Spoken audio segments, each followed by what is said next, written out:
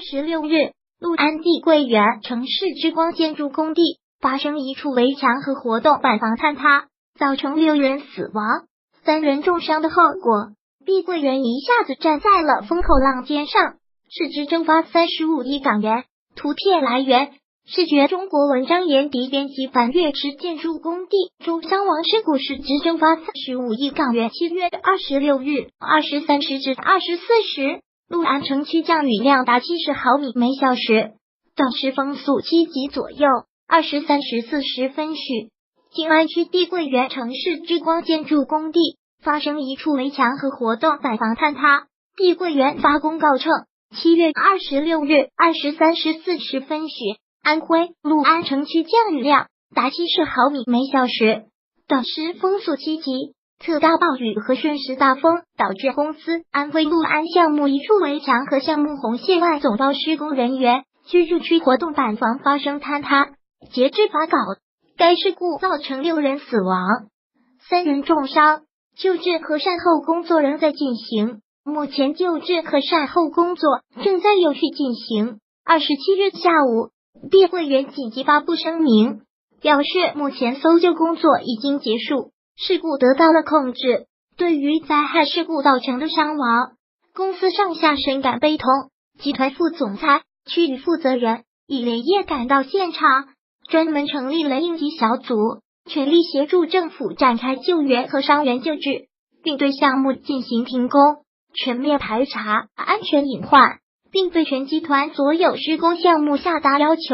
进行全覆盖安全检查，严格落实安全防范措施，全面排查隐患，坚决避免类似惨痛事故的发生。公司计划论查阅碧桂园2017年财报发现，陆安的碧桂园城市之光项目总可设建筑面积为366155平方米，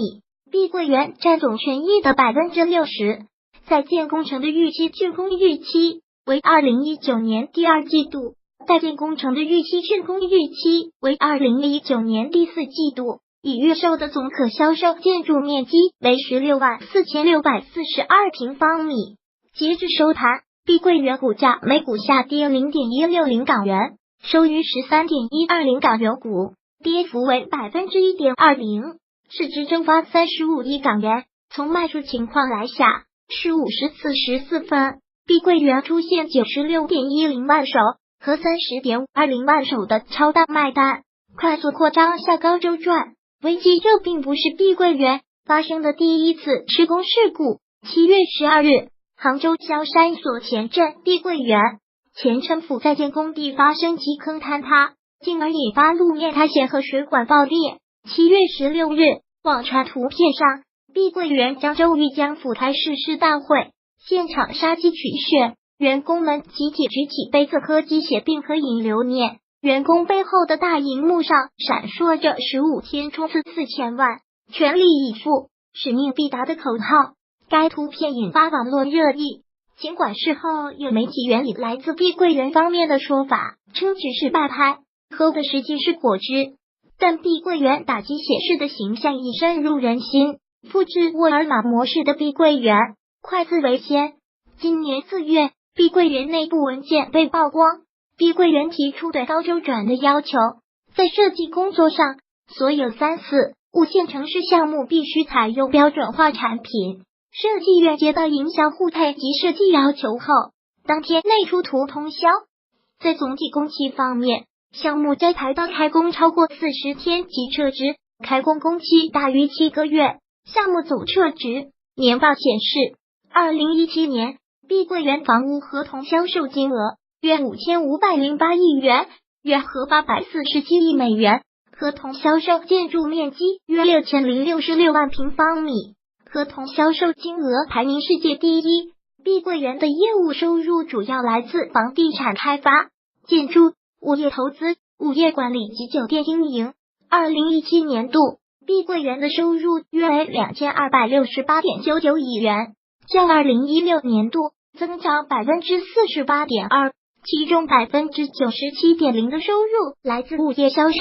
3.0% 的收入来自其他业务。截至2017年末，碧桂园在全球已经拥有超过1000个住宅、商业和城市建设项目，服务超过300万业主。除广东省外，碧桂园已于29个省直辖市自治区的多个地区拥有物业开发项目。2017年7月，碧桂园首次跻身财富世界500强，位列榜单第467位。2013年至2017年，碧桂园合同销售金额的复合增长率为 51%。 在碧桂园急速发展的背后，高周转引关注，质量问题也存疑。主要市场在3、4线城市的碧桂园，在广州、江苏和此次事故发生第2位3地的土地储备最多。碧桂园分布在安徽地区的项目数量高达111个。值得注意的是，在2017年年报中披露的大陆合同销售前100个项目中，碧桂园应占权益为 100% 的项目仅为8个。快速生产、机械销售下，碧桂园的总营收为 2269.0 亿港元，居行业第3，总市值为 2845.5 亿港元，居行业第3。公开数据显示，碧桂园的负债率高企，截止2017年底，全国11个一线房企中，荣创中国负债率高达 90.27%， 碧桂园紧随其后，负债率高达 88.89%。截止2017年12月31日，总负债金额超过9330亿元。在负债高企的同时，发债却遇到前所未有的阻力。5月28日，上交所网站更新信息显示，碧桂园拟发行的200亿元公司债再度被终止，这使这笔发债计划被2度终止。昔日帝王碧桂园正在经历它的至暗时刻。